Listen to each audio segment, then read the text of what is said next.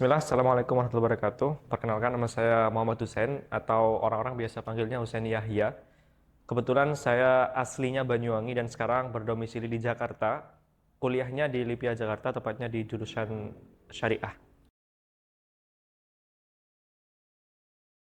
Yang paling banyak dipikiran setiap hari tentunya bagaimana bisa bertahan hidup di Jakarta, kuliah sambil kerja. Karena kalau kita lihat dari sisi ekonomi orang tua, qadarullah belum bisa membantu penuh secara ekonomi, finansial. Jadi, tapi dari situ membuat saya itu lebih berani dan lebih bisa beradaptasi. Makanya sehari-hari selain hanya kuliah, selepas kuliah saya alhamdulillah punya kursusan online yang mana saya ngajar di sana. Saya juga kadang-kadang mau ngisi beberapa event diundang dari kampus dan pesantren-pesantren. Ya, tujuan keduanya selain untuk berdakwah ya tentunya untuk memenuhi kebutuhan hidup di Jakarta yang mahal seperti ini gitu.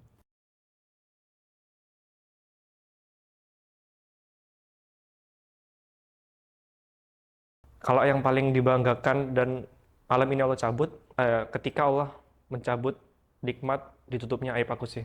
Soalnya aku kan seorang pendakwah yang mana terjunnya itu menyampaikan dakwah kepada banyak orang, dan ketika salah satu dari aibku aja Allah cabut dan hilangkan, aku nggak tahu besoknya bakal ngapain gitu.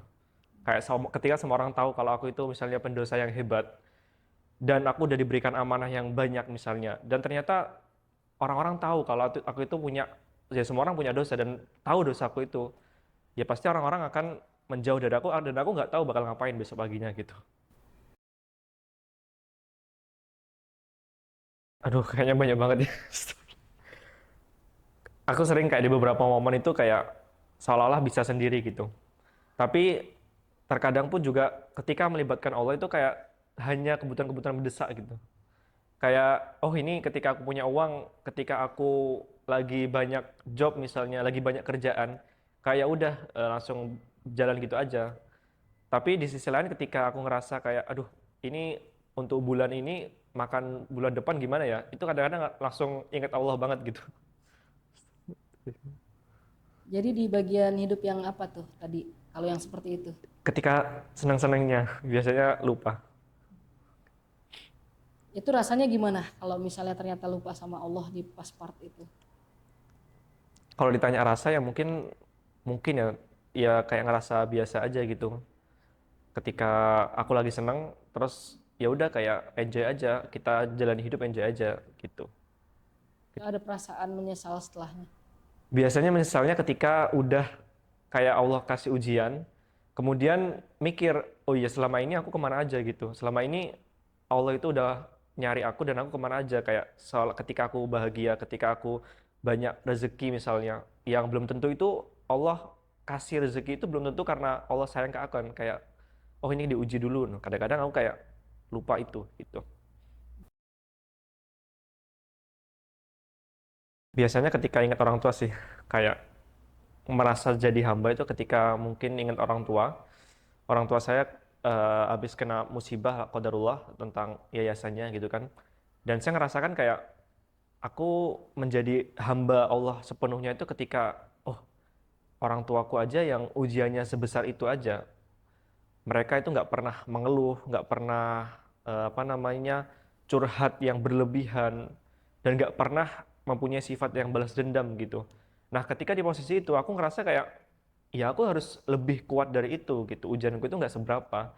Makanya ketika dapat banyak masalah itu, which is itu beberapa bulan atau beberapa tahun yang lalu, itu aku kayak bener-bener jadi hamba Allah yang sepenuhnya, udah pasrah aja. Makanya tadi ketika ditanya gimana rezekinya, ya aku pasrah aja. Yang penting tawakal menjadi hamba Allah seutuhnya, kayak ya udah gitu. Pasti bulan depan ada aja rezekinya gitu.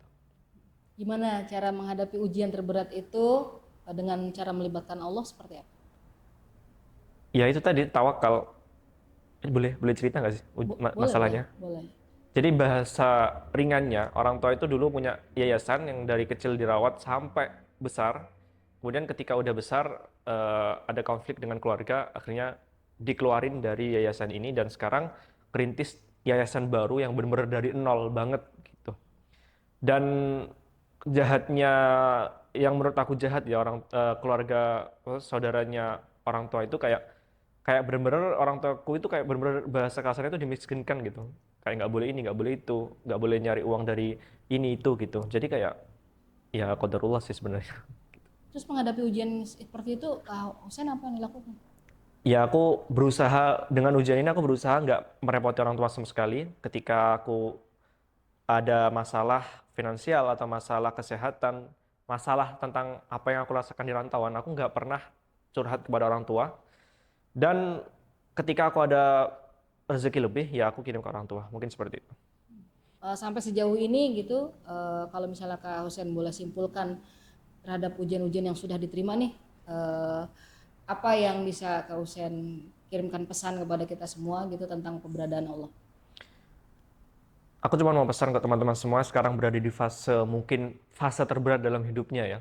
Maka aku cuma bisa jawab satu, badai pasti berlalu. Orang nggak selamanya berada di fase yang sama, kadang di atas, kadang di bawah, kadang berat, kadang mudah. Tapi kita harus percaya kalau kita sebagai hamba Allah, semakin kita bertakwa, semakin kita mendekat kepada Allah, Allah itu pasti akan menguji kan, dalam Al-Quran seperti itu.